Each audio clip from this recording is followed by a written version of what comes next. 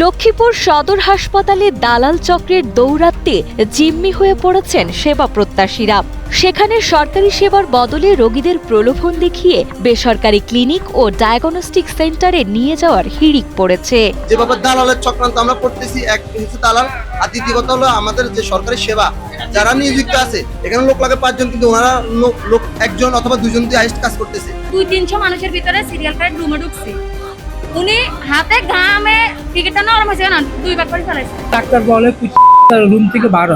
হাসপাতালে চিকিৎসকদের চেম্বারের সামনেই ঔষধ কোম্পানির প্রতিনিধি ও দালালদের অবাধ বিচরণ এবং রোগীর স্বজনদের উপর হামলার মতো নেক্কারজনক ঘটনাও ঘটেছে। আমি নিচে আসার সময় একটা ছেলে আমারে সিঁড়ির মধ্যে আমার হাত চাবি ধরে বলতেছে আমি ওরে এটা দিতাম।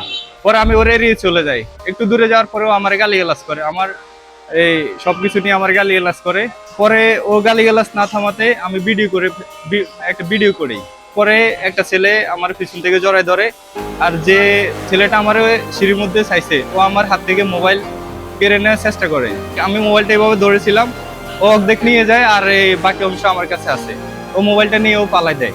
হাসপাতালের এই পরিস্থিতির নিয়ন্ত্রণে নিয়মিত অভিযানের পাশাপাশি আইনগত ব্যবস্থা নেওয়া হচ্ছে বলে জানান আবাসিক medical officer doctor Arup Chandra Pal.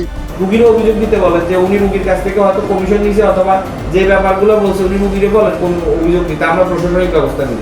এদিকে জেলা প্রশাসন ও সংশ্লিষ্ট কর্তৃপক্ষকে অবহিত করা হয়েছে বলেও জানান সিভিল সার্জন ও তত্ত্বাবধায়ক ডাক্তার মোহাম্মদ আবু হাসান শাহিন। দালালদের বিরুদ্ধে এটা তো আমি জেলা যে কমিউনিটি মিটিং এবং আইনশৃঙ্খলা মিটিংয়ে আমি ওখানে বলেছি আমাদের জেলা প্রশাসক মহোদয়, পুলিশের মহোদয়, ঠিক আছে, ব্যবস্থা নেওয়ার জন্য। কারণ দালালদের তো আইনশৃঙ্খলা বাহিনী ব্যবস্থা নেবে, পুলিশ সুপার মহোদয়ের বাহিনী আসছে কয়েকবার করছে। তো ওনাদেরকে আমি এটা কন্টিনিউ রাখতে বলছি, এটা আমাদের কারণ দালালদের উৎপাদ দেখা দেয়, ওনারা এটা দেখতেছে।